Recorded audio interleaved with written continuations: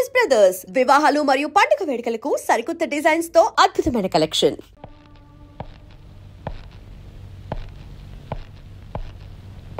విష్ణు, గుర్తుందా? నువ్వొక హంతకుడివి. కోర్టు నాకు ఉరిశిక్ష విధించిందని కూడా గుర్తుంది. నీకు పడ్డ ఉరిశిక్షకి గడువు ఎంతుందో కూడా నీకు గుర్తుందా? 5 రోజులు. కానీ ఈ 5 రోజులు నేను ఇక్కడే ఉండి తీరాలి. Impossible, impossible. ఈ రోజు నుంచి లెక్క వేసిన 5వ రోజు తెల్లవారుజామున 5:45 ఉరితాడు నీ మెడకు పడుతుంది. సార్, చావును గురించి నాకు బాధ లేదు, భయం అంతకన్నా లేదు. కానీ 5 రోజులు నేను ఇల్లు వదిలి మీతో రాలేను. 4 రోజుల్లో, అంటే 14వ తారీఖున రామచంద్రరావు గారి ఇక్కడి నుంచి వెళ్ళిపోతున్నాను. దయచేసి అప్పటిదాకా నన్ను స్వేచ్ఛగా ఉండనివ్వండి. ఏ నేరస్తుడికి ఇవ్వకూడని స్వేచ్ఛ జైల్లో నీకు నేనిచ్చాను. ఆ స్వేచ్ఛను దుర్వినియోగం చేసుకుని నువ్వు పారిపోయావు. నీకు స్వేచ్ఛనిచ్చినందుకు నేను సస్పెండ్ అయ్యాను. నా వల్ల మీకు జరిగిన అపకారాన్ని నన్ను క్షమించండి. నా తప్పు నేను దిద్దుకుంటాను. కానీ చచ్చిపోయే ముందు ఒక మంచి పని చేసే అవకాశం నాకు ఇవ్వండి. నాకెంతో ఆప్యాయతని పంచిన ఆ రామచంద్ర ప్రసాద్ గారిని కాపాడుకునే బాధ్యత నన్ను పూర్తి చేయనివ్వండి. ఆయన ఒక్కగానొక కూతురి జీవితంలో ఒక చేదు రహస్యం బడబాగ్నిలా దాగి ఉందని తెలిస్తే ఆయన బ్రతకలేరు. చివరి రోజుల్లో ఆయనకి నా వల్ల మనశ్శాంతి దూరం కాకూడదు. నేను చెప్పేది మానవత్వంతో వినండి సార్. మై డియర్ అల్లకి విష్ణు, చావు 2 చేతులతో ఆహ్వానిస్తున్నా చెల్లించకుండా ఇక్కడ మనుషుల యోగక్షేమాల గురించి నువ్వు ఆలోచిస్తున్నావు అంటే నిన్ను చూసే మనిషిగా బాధపడనా? ఒక సిన్సియర్ ఆఫీసర్గా హెరాస్ చేయనా? ఇంతమంది మంచిని కోరే నిన్నే ఆ భగవంతుడు తన దగ్గరికి తీసుకువెళ్తున్నాడు అంటే తన దగ్గర లేని మనసు నీలో ఉండటమే నువ్వు చేసిన నేరమేమో. Okay, it's all right. ఈ 4 రోజులు నువ్వు నా పర్మిషన్తోనే ఎక్కడికైనా బయటకు వెళ్ళాలి. నాతో చెప్పే ఈ గడప దాటాలి. Thank you sir, thank you. నా ప్రాణం పోయే ముందు కూడా మీకు చేతులెత్తి నమస్కరిస్తాను. ఇందులో నేను చేసింది ఏమీ లేదు విష్ణు. ఉరిశిక్ష పడి చనిపోబోతున్న ఏ ఖైదీ ఆఖరు కోరికైనా తీర్చడం జైలు సూపరింటెండెంట్ గా నా బాధ్యత.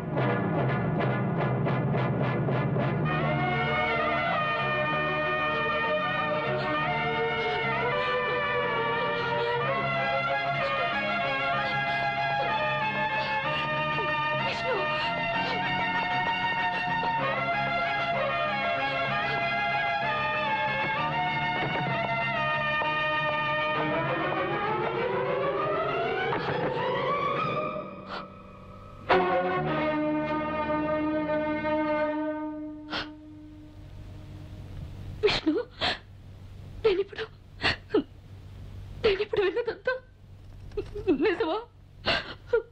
చెప్పు విష్ణు, ప్లీజ్ చెప్పు విష్ణు. నిజమే.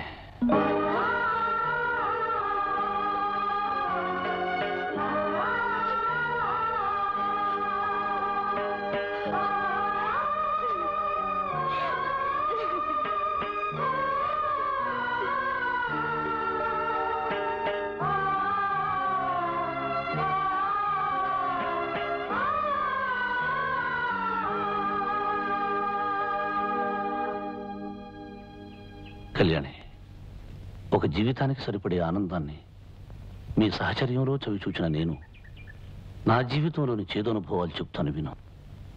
నేను ఒక ఫ్రీలాన్స్ ఫోటోగ్రాఫర్ని. మ్యాగజైన్ కవర్ పేజీకి అందమైన ఒక డాన్సర్ ఫోటో కావలసి వచ్చింది. నా స్నేహితుడు నాన్నగారు నడుపుతున్న డాన్స్ స్కూల్కి వెళ్ళాను. అక్కడ మొదటిసారిగా నాకు రేవతి రూపం కనిపించింది. అందానికి అందం అనిపించే ఆమె ఫోటో నా కెమెరాలో పడలేదు, నా కళ్ళల్లో పడింది.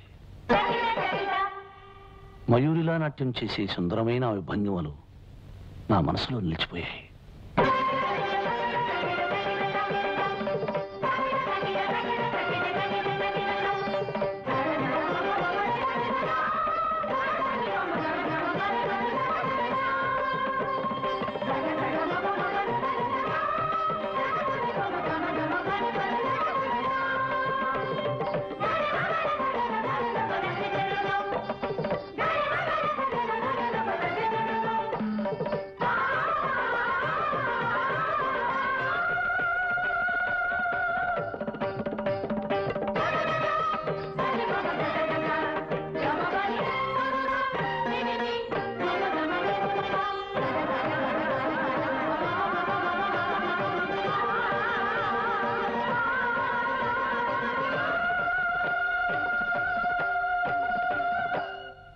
తై తై తక్కతై తై తై తక్కతై తై తై తక్కతై తై తై తక్కతై తై తై తక్కతై తదిగణతం తదిగణతం తదిగణతం తదిగణతం తదిగణతం తదిగణతం తదిగణతం తదిగణతం తొం తొం తొం తొం తొం తొం తొం తొం తొం తొం తొం తొం తొం తొం తొం తొం. అబ్బా ఒరే బాలమిత్ర, తప్పుడు తాళం వేసినాను కింద పడేసేవేమిట్రా? సర్లే, ఆడలేక మధ్యల మీద పడి ఏడ్చినట్లు నన్ను అంటావేమిట్రా? అయినా మామూలు డాన్సర్ సరిగ్గా రాకుండా పళ్ళు వెక్కి దీపాలతోను కాగడలతోను ఆడటమేమిట్రా? ఏం చేయమంటావురా? ఆ అమ్మాయే పెద్ద డాన్సరు. తను నన్ను ప్రేమించాలంటే నేను కూడా భరతముని లెవెల్లో గొప్ప డాన్సర్ అయిపోవాలని. చాలు చాలే, ఇలా ఆడటం వల్ల భరతముని నటరాజు అవ్వో, ఆసుపత్రిలో పేషెంట్ అవుతావు. మొన్న నువ్వు ఇచ్చిన లవ్ లెటరు రేవతికి ఇచ్చాను. ఆడపిల్ల కదా, సమాధానం రావటం కొంచెం లేట్ అవుతుంది. వెయిట్ చేయి. ఇంకా ఎంతకాలం వెయిట్ చేసేది? గజ్జి కూచుకుంది. ఒరే బాలమిత్ర, ప్రతిరోజు ఆమెను లేఖల్లో ప్రేమించి ఫోటోల్లో పూజించడంతోనే గడిచిపోతుంది. ఇక నా వల్ల కాదు. ఈ రోజు రేవతికి ఎదురుపడి నా మనసులోని మాటను చెప్పేస్తాను. చూడండి, బాగా చూడండి.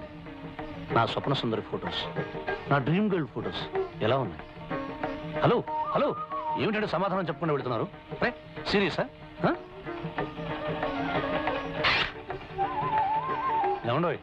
ఏమండి అన్నట్టు నా మోకాలు దెబ్బతింది. ఎందుకని అడగండి. పళ్ళెం మీద డాన్స్ చేయబోతూ పడ్డాను. ఎందుకు పళ్ళెం మీద గిళ్ళెం మీద డాన్స్ చేయడం అడగండి. అది అడగరా?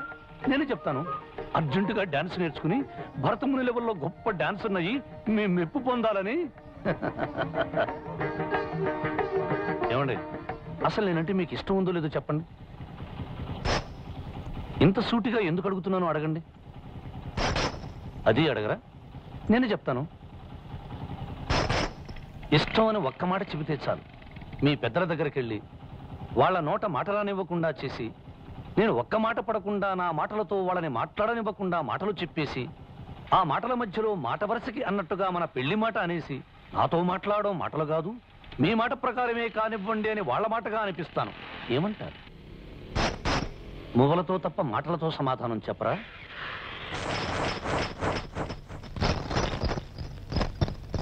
ఏమండి, నాతో నోరు విప్పి మాట్లాడడం మీకు ఇష్టం లేదా?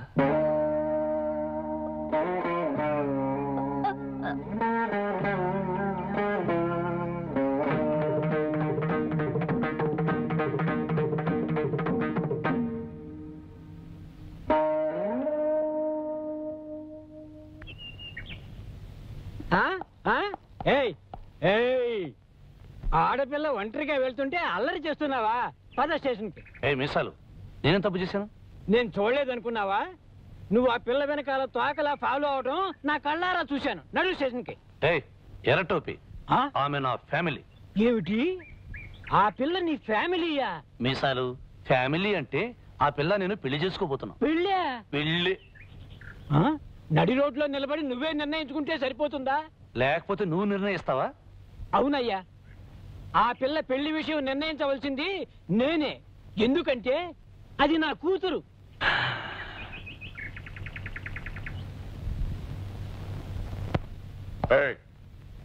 మా గోవింద గారు చెప్పింది నిజమేనా? మాట్లాడవే, నిజమేనా? నిజమే సార్. మిస్టర్ విష్ణు, ఒక హెడ్ కానిస్టేబుల్ నేను గోవిందయ్య గౌరవ్ అని పిలుస్తున్నాను అంటే ఈయనకు మా డిపార్ట్మెంట్ ఎంత గౌరవిస్తుందో అర్థం చేసుకో. మంచితనానికి ఈయన మారిపోయారు. ఇలాంటి మనిషికి ఎందుకు పనికిరాని కొడుకును ఒక మొగ కూతుర్ని ఇచ్చి ఆ భగవంతుడు అన్యాయం చేశాడని మేమందరం బాధపడుతూ ఉంటాం. ఒక నెల రోజుల్లో రిటైర్ కాబోతున్న ఈయనకున్న ఆస్తల్లా ఆ మంచితనం, ఆ మొగ కూతురు. అలాంటి పెద్ద మనిషి కూతురు వెనకాల పడి అల్లరి పెట్టాలని. అల్లరి పెట్టాలనే ఉద్దేశం నాకు లేదు సార్. మరి ఆ అమ్మాయింటే నీకు ఇష్టమా? ప్రేమిస్తున్నావా? అది అది నసుకుతావే, నిజం చెప్పు. ఎలా చెప్పాలో ఏం చెప్పాలో తెలియడం లేదు సార్. నీకు తెలియటం లేదేమో, కానీ నువ్వంటే ఇష్టమని నిన్ను పెళ్లి చేసుకోవడానికి ఏమీ అభ్యంతరం లేదని ఆ అమ్మాయి మాతో ముందే చెప్పింది విష్ణు. సార్,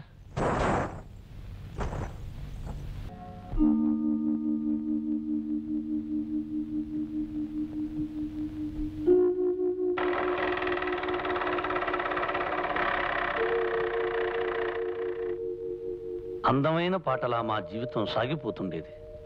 హఠాత్తుగా అందులో ఓ అపశృతి. ఒకరోజు రాత్రి నేను ఇంటికి వచ్చేటప్పటికి ఆమెకు దగ్గరగా మరో మగవాడి నీటను చూశాను. నేను ఇంట్లో లేనప్పుడు వేళకాని వేళల్లో ఒక కుర్రాడు వస్తున్నట్టుగా నాకు చాలా మంది చెప్పారు. రేవతి గురించి నాకు పూర్తిగా తెలిసిన మెల్లమెల్లగా నాలో ఏదో తెలియని అనుమానం తలెత్తింది. ఇంకొక రోజు నేను ఇంటికి వచ్చేటప్పటికి ఆమెతో మాట్లాడి అతను కంటపడ్డాడు. నన్ను చూడగానే తప్పించుకోబోయాడు.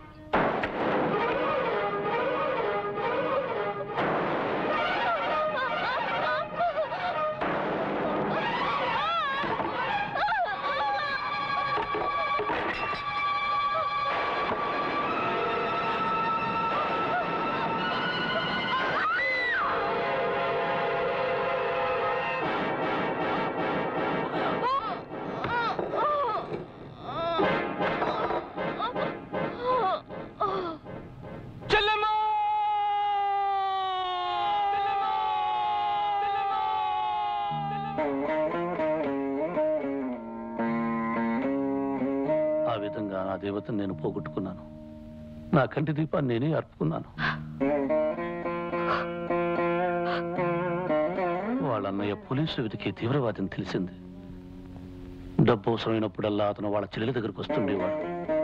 అతని రాకపోకల్ని నేను ఒప్పుకోననే అనుమానంతో రేవతి ఆ నిజం నాకు చెప్పలేదు. పవిత్రమైన ఆమెను, ఆమె ప్రేమను తప్పుగా అర్థం చేసుకుని అనుమానించినందుకు నాకు ఏ శిక్ష పడ్డా తప్పులేదనుకున్నాను. అందుకే కోర్టులో నేనేమీ చెప్పలేదు. నాకు ఉరిశిక్ష పడ్డం న్యాయమే అనుకున్నాను. శిక్ష కోసం జైల్లో ఎదురు చూస్తున్నప్పుడు నా స్నేహితుడు నా దగ్గరకు వచ్చాడు. విష్ణు, నువ్వు చెప్పినట్టే నీ బైక్ అమ్మేసి నీ బాబుని ఆర్ఫనేజ్లో చేర్పించాను. అన్నీ కొనిచ్చాను. నాలాంటి వాడి కడుపును పుట్టడం ఆ పసిబిడ్డ దురదృష్టంరా. ఇప్పుడు నేను వచ్చింది నీకు ముఖ్యమైన విషయం చెప్పడానికి. ఆ ఆర్ఫనేజ్కి విదేశాల నుంచి ఓ డాక్టర్ గారు వచ్చారు. మగవాడేని నీ కొడుకుని పరీక్షించి ఆపరేషన్ చేస్తే తప్పకుండా మాట వస్తుందని నమ్మకంగా చెప్పారు. కానీ ఏమిటో చెప్పరా? ఆ ఆపరేషన్కి 15,000 ఖర్చు అవుతుంది. ఈ పరిస్థితుల్లో 15,000 ఖర్చు అంటే ఒరే, ఈ లోకంలో మగవాడైనా నా బిడ్డకి మాట రేపించగలిగితే పై లోకంలో ఉన్న నా రేవతి నన్ను క్షమిస్తుంది. నేను ఉరికమ్మో ఎక్కేలోగా బాబు ఆపరేషన్కి కావలసిన డబ్బు సంపాదిస్తాను. ఎవరూ లేని నా బిడ్డ మాటలు రాని మోగవాడిగా బ్రతుకూడదనుకున్నాను. డబ్బు కోసం జైలు నుంచి తప్పించుకున్నాను. ఆ డబ్బు కోసమే ఈ నాటకం ఆడడానికి ఒప్పుకున్నాను. అంతేకాని నిన్ను మోసం చేయాలని కాదు కళ్యాణి. ఒకవేళ నీకు అది మోసం అనిపిస్తే నన్ను క్షమించు.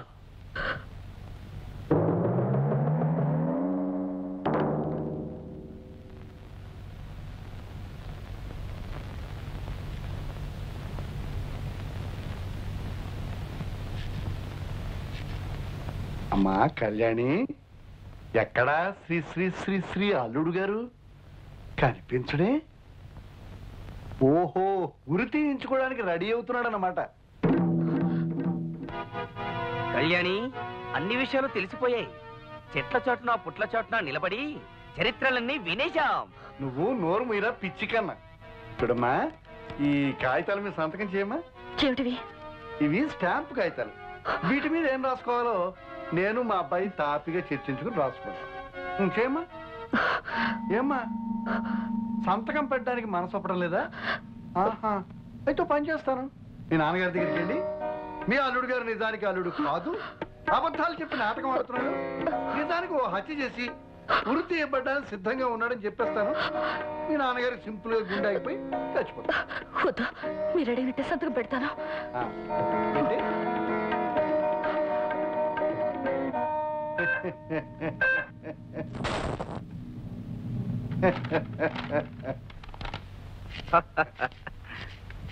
ఏరా పొట్టి గట్టి లాయరు, ఆ రోజు నాకు బుర్రుంటే బుర్రలో బుద్ధుంటే అని ఛాలెంజ్ చేసావు కదా. అదే బుర్రతో అదే బుద్ధితో ఖాళీ నోట్ల మీద అమ్మాయి చేత సంతకాలు చేయించాను. ఈ ఆస్తిని నా గుప్పెట్లో పెట్టుకున్నాను. ఇప్పుడే ఉంటావు.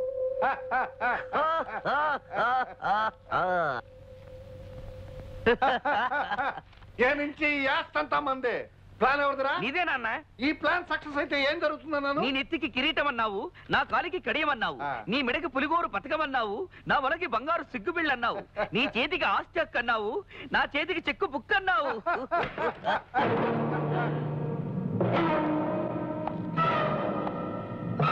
మర్యాదగా పేపర్లు ఇవ్వండి.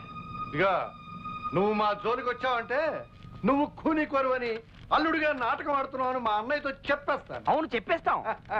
మీరు ఆ విషయం చెప్పరు. ఎందుకంటే నేను ఒక హత్య చేసినా 2 హత్యలు చేసినా నాకు పడేది ఒకటే శిక్ష, ఉరి శిక్ష. శిక్షల గురించి మాకెందుకు?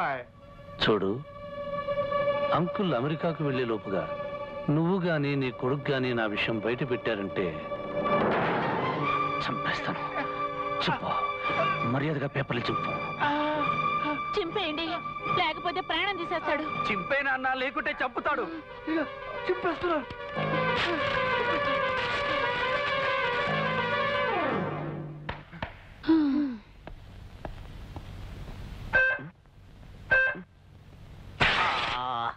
ఏమిటి నాన్న ప్లాన్ అంతా చింపేశావు? చింపడం కాదురా, ముందు నేను చంపేస్తాను. ఎప్పుడు మాట్లాడినా లైఫ్ అండ్ డెత్ సమస్య అంటుండేవాడివి.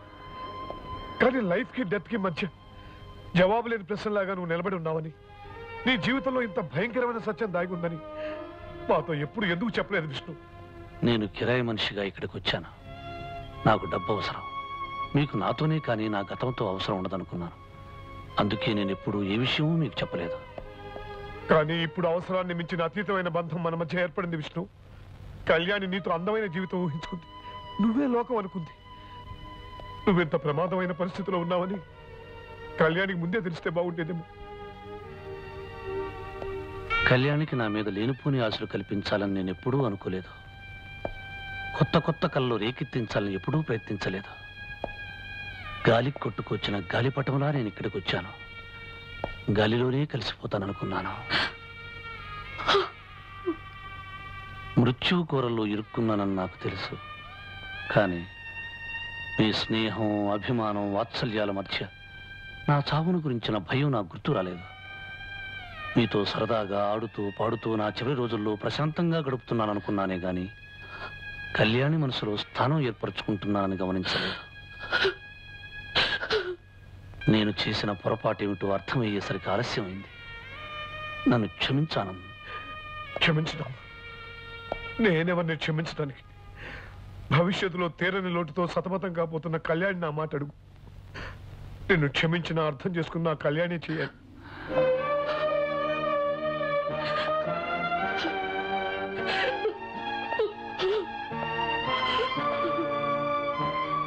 కళ్యాణి, నేను నిజం దాచి నీకు మనశ్శాంతి లేకుండా చేస్తాననుకోలేదు. నన్ను నీ నిద్రలో వచ్చిన కళ్ళనుకో. మెలకు వచ్చిన తర్వాత ఆ కళ్ళని మర్చిపో. ఎంత తేలిక చెప్పారండి. నేను మిమ్మల్ని మర్చిపోవాలా? ఏనాడు ఏ దైవానికి ద్రోహం చేశానో విధి నాతో విచిత్రంగా ఆడుకుంటోంది. ప్రేమ విషయంలో, పెళ్లి విషయంలో దురదృష్టం నన్ను ఎప్పుడు వెంటాడుతూనే ఉంది. మీరే లేనప్పుడు ఇక ఈ జీవితం ఎవరి కోసం నడపాలి? నడిపిన జీవితంతో వితంతువులా విరాగిలా గడుపుతానే గాని మిమ్మల్ని మర్చిపోయి బతికే కఠినమైన మనసు నాకు లేదండి. అంత మాట వద్దు కళ్యాణ్. మీరు నా గురించి కాదు, మీ డాడీని గురించి బాధపడండి. ఈ 4 రోజులు ఆయన్ని పసిబిడ్డ కన్నా జాగ్రత్తగా చూసుకోవాలి. భవిష్యత్తులో ఆయనకు ఏ నిజం తెలియకూడదు. మీకైనా నాకైనా ఆయన ఆరోగ్యమే ముఖ్యం.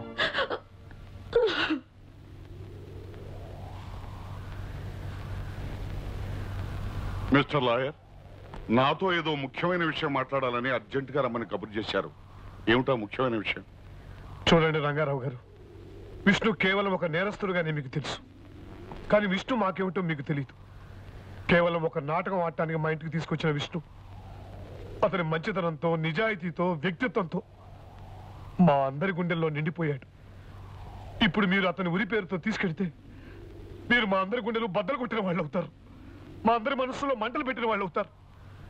అందుకే అలా జరగకూడదని మిమ్మల్ని చంపాలనుకుంటున్నాను. Lawyer, what is this? ఏమిటి మీరు చేస్తున్నారు? ఎస్, ఇది మీ రివాల్వర్. మీకు తెలియకుండా తీశాను. మిమ్మల్ని చంపితే మా విష్ణుని కాపాడుకోవచ్చు. అతన్ని బతికించుకుంటానికి నేను హంతకుండా పర్వాలేదు. లాయర్, కాకి బట్టలకు కట్టుబడి వృత్తి ధర్మానికి తల వంచి విష్ణువుని తీసుకెళ్ళడానికి వచ్చాను. నిజానికి ఈ వృత్తి చేస్తున్నందుకు నాలో నేను ఎంత కుమిలిపోతున్నానో మీకు తెలియదు. విష్ణువుని మీకంటే ఎక్కువగా నా కన్న కొడుకులాగా అభిమానించాను. అతని ప్రేమను ఆశీర్వదించి దగ్గరుండి పెళ్లి చేశాను. అతని ఆఖరి కోరిక నెరవేరాలని ఆశించాను. అతని నాటకం పూర్తయ్యే వరకు అనుమతి అడిగితే ఇచ్చాను. కన్నీళ్లను దాచుకుని కఠినత్వాన్ని మొహాన పూసుకుని విష్ణువుని తీసుకువెళ్ళటానికి వచ్చిన నన్ను చంపాలనుకుంటే చంపు, కానీ చట్టం మాత్రం అతను వదలదు. నువ్వు నేనే కాదు, ఎవరు కాదన్నా సరే చట్టం అతని ఉరికమ్మానికి ఎక్కించి తీరుతుంది. చంపు, కమా, షూట్ మీ.